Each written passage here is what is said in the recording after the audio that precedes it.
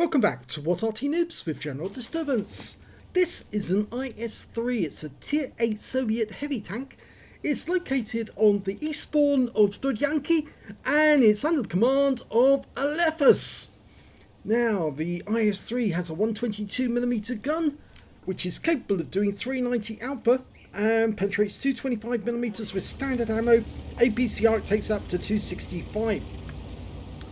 It's the tank that scared the West at the celebrations at the end of the war, because the Soviets rolled out these heavy tanks that no one has seen before, with the pike nose and the really heavy armour, the skillet turret.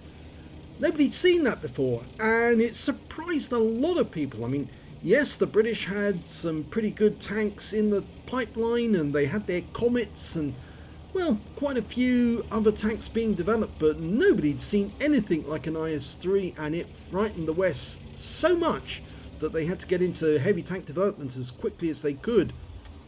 Okay, we've got a P-44 Pantera. Oh no, that's something we don't want to be looking down the barrel at.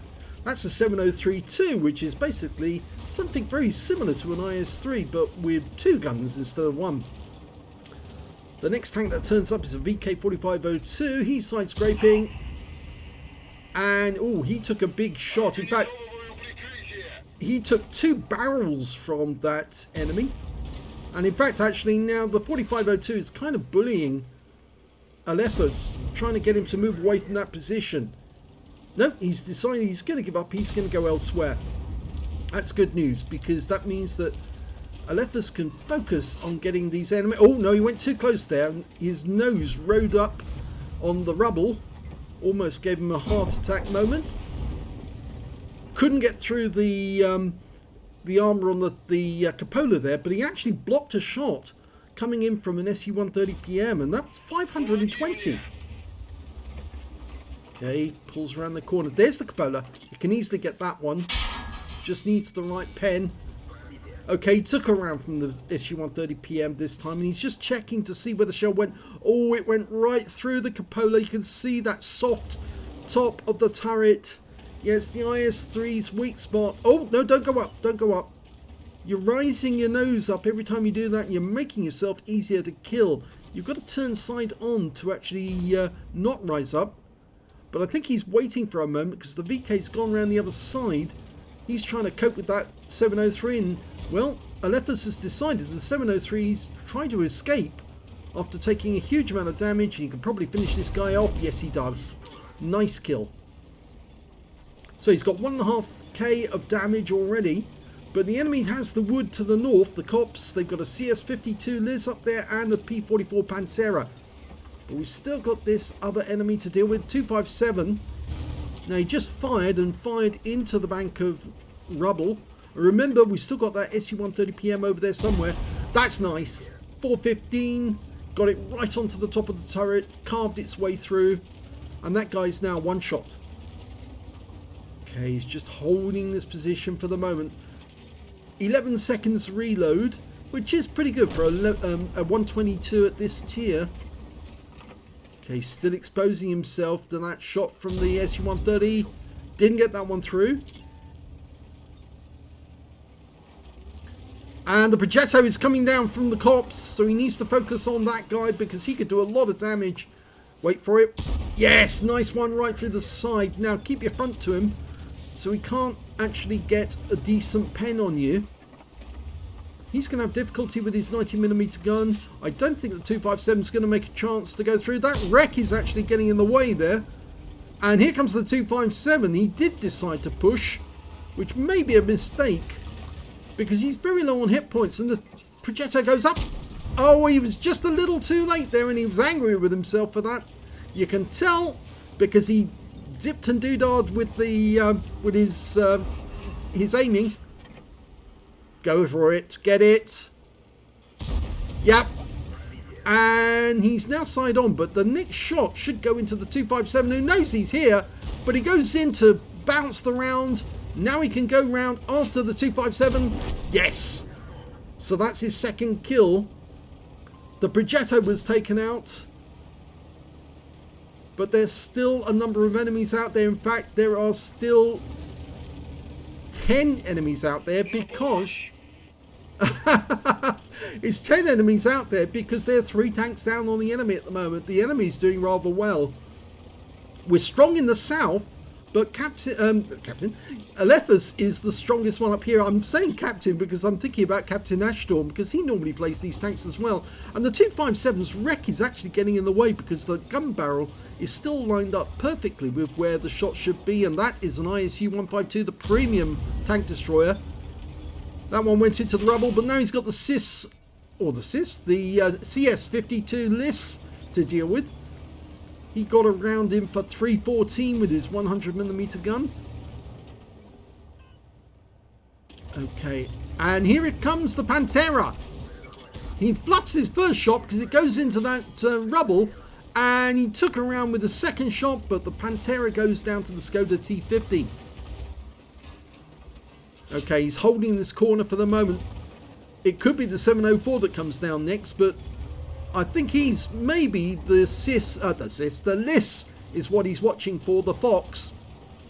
That guy has got reasonably strong armor, can poke up over that ridgeline and put a 100mm round into him. There's the Carnarvon. Okay, so the Carnarvon's coming down the rail track from the other side of the factory. Now it's going to take at least 2 shots, maybe 3 shots to take this guy down. 390 alpha, remember, so at least 2 shots, maybe 3, depending on who else gets involved. And he's pushing the wreck of the 257 out of the way. He can't get around it, that's why he's having to push it. It's blocking that track. He's still got enough for 3 shots. Okay, Alephus is going to have a go. Go for it. Pushes it round. No! Oh, and he blocks a shot from the ISU-152K. And the Carnarvon tries to get a shot, but hits the rubble instead. He's going to get the reload. He's backing off because he wants that Carnarvon to come around the corner so he can hit him. He's still a 2-shot. Is it 2-shot? Looking like 595, in which case he is a 2-shot. And all the ISU-152K is coming at the same time. This is going to make it awkward. He needs to get 1 shot in through that guy whilst he goes past the tank, and then a 2nd shot in to kill. The same with the Carnarvon. He's trying to coax them to come around the corner to have a go. Side scraping in. Can he get the corner? Yes! Oh, it's a high roll, which makes that guy now 1 shot for sure. But the Carnarvon knows that he's just fired, so he's pulling around the corner, trying to go defensive. And he kills the Carnarvon with 1 round.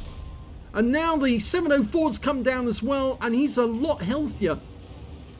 Alephus has got 3 kills. He's got a platoon mate, or a teammate now, a Lorraine 40 tons turned up. Now he's got the 100mm automatic. The ISU-152K has gone down. Didn't see who actually killed him, but the CS LIS has just killed our Luther. So we're now going after the LIS. Yes! Shot him in the ass. And that means now he's got 4 kills. The T50's got 2 and the Lorraine's got 1. Lorraine's gone back to near the cap, the ridgeline. Okay, I think he's going to pull back here. They're going to consolidate their forces. He's the closest to the enemy. They've still got 5 tanks out there. The current guys between them have got 7. If they all platoon, they could actually get a crucial contribution. Okay, he's letting the Skoda find the enemies in the south. If there are any down there, there should be a Charfuture. There he is. Okay, let him pull back. Lovely shot, timed it to perfection, and now made the guy a 1 shot. If he can get the reload, he can get the other ones. The Charfuture is in his sights. Can he get the kill? Oh, just missed it. Oh, and the Charfuture is taken out by the Lorraine from distance. That means they have now got between them 9 tanks. They only need 3 more to get a crucial and win the game. All the enemy's got left now is an M53, M55, the LIS, and that SU-130PM, the one who was firing rounds into Alephus earlier. Lorraine's going north to check the woods. He'll be able to get view range on the enemy. Unfortunately, those two wrecks are now blocking his ability to shoot down that path. But I don't think the Fox is going to stick around this area, because he'll want to use his medium speed to stay away from an IS-3. The trouble is for him is he can't stay away from a Lorraine 40 ton because it's as fast as him, if not faster. Plus, of course, he's got an automatic gun with 4 shots in the mag. And he's not going to want to get assaulted by that tank, even though he's got very weak armor on a Lorraine. Alephus has platooned, or offered a platoon to the Skoda. He really ought to do that to the Lorraine as well. Let's hope he does. I think he's offered it to the Skoda because he knows there's a certain brothers in arms for both of them. Now, the Lorraine's moving up. We'll find out if that SU-130PM is still in that corner. He must be the other side of the railway tracks. And that's why he can't see the Lorraine approaching. Oh no, he's moved. There's the M53. One shot takes him out. That's 5 kills now for Alephus. That means they've got 10 altogether. And he's platooned with the Skoda for a certain brothers in arms if they both survive. Now all he needs is the Lorraine to do the same. I think that Lorraine would like another kill. And he has platooned with the Lorraine. That's good. Now it's a brothers in arms and potential crucial contribution. As I said, 10 kills already. If the Lorraine gets another kill, it's a brothers in arms for all of them. So long as they survive. The Skoda's moved to the centre of the map. Alephus is on this corner. I suspect the SU-130PM has probably moved from the other side of the railway tracks, but the Lorraine keeps poking his nose up to see if the enemy sees him. If his sixth sense goes off, he knows he's been spotted. If he has been spotted, a little light bulb will appear against his name, and potentially in the distance you'll see that. That's the good thing about some of these Aslains mods. Oh, and they found the list! And he's actually defending the enemy cap area. And the Skoda's just got a shot into him, and I think the Lorraine's tearing him to shreds. And he got him! So they've all got 3 kills at least now. And there's only one enemy remaining, the SU-130PM. And they've all decided to go for it. If they can get that last one, crucial contribution, brothers in arms. Oh, we found him! He's just loading the HE at the moment. He's behind the buildings. He's full health. And, well, somebody managed to get a shot into the Lorraine because he lost some hit points there. And to the SU-130PM. And he's taking damage. He's on fire! And he goes down to the Lorraine. And that means they've won. And they've won a bunch of medals.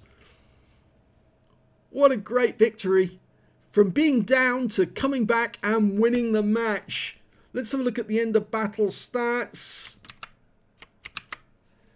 And it's an ace tanker for Alephus in the IS-3. He managed to get a spotter badge for spotting at least 1,000 hit points of damage, a fighter badge for getting at least 4 kills. He ended up with 5, a fire for effect for doing more damage than the hit points of his own vehicle, and a shell proof for blocking more damage than the hit points of his own vehicle. He ended up alongside his platoon mates with a crucial contribution medal because all 3 of them together managed to get at least 12 kills, and they all had at least 3 kills in total, which meant, of course, brothers in arms. And lastly, Alephus managed to pick up the high caliber for dealing the most damage in that game overall. Didn't get the last kill of the game, but who cares? If he had got that last kill, actually, that probably would have given him a Top Gun as well.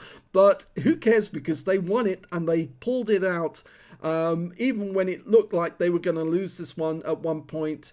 But a great victory. Let's have a look at the team score. Well, top of the table, highest damage. Pull it back up.